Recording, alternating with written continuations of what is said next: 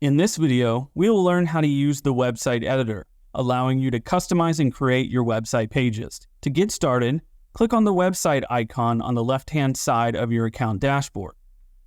For those that have not already done so, you will need to first select a template that will act as the starting point for your website. Once you have selected a template, you can begin customizing the pages that will create your website. Once you've selected the template that you're going to use for your website, we can begin taking a look around the website editor. On the left-hand side of the editor page, you will see three main areas: site pages, design, and site settings.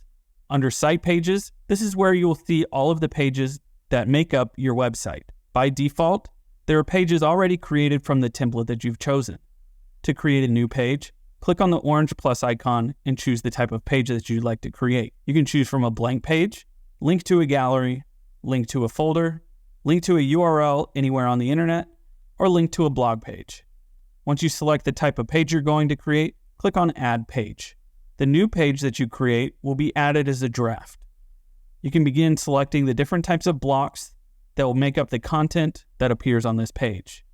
Draft pages are not visible on your website, so you will need to use the ellipsis icon to either create a hidden page, which can be accessed via direct URL, or you can move it to public, which will make the page visible on your website navigation menu.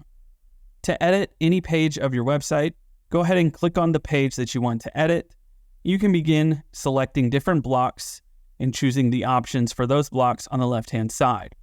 If you want to move the block or delete the block, use the options that appear on the right-hand side. The up and down arrows allow you to move the block up and down. You can duplicate some blocks. Some blocks have different layouts you can choose from, and then of course you can delete a block. If you delete a block, you will get an undo option that will appear temporarily. Clicking on this will bring the block back.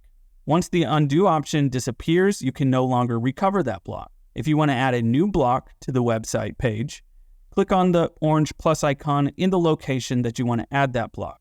You'll see the different block options available through your Zenfolio website editor. For more options available for each page, you can click on the ellipsis icon to the right of that page title.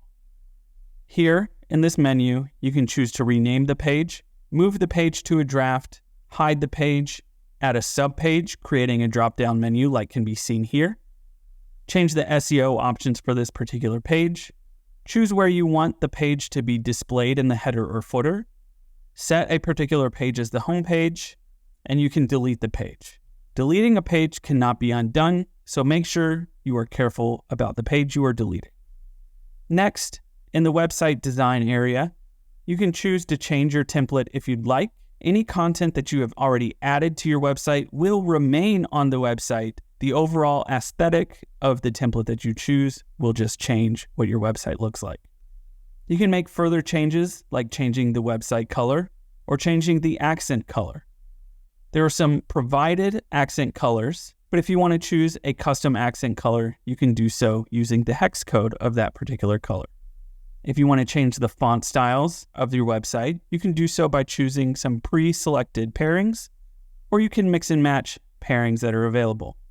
And lastly, you can change the button style of your website, which will control the look of the buttons throughout all the pages of your website. In the site settings area, this is where you can change your website's Zenfolio domain, add Google Measurement ID to connect Google Analytics, add a Facebook Pixel ID, or edit the custom head area of your website. If you ever need to unpublish your website after it has been published, you can also do so here. Once you've completed making changes to your website and you're ready for it to go live on the internet, you can click on the Publish button in the top right-hand corner and choose Publish Site. Once you publish the site, you can return to your website editor and click on the Publish option again to view your website or copy the direct link to your website. For more assistance, please contact our support team or visit our support center for more information.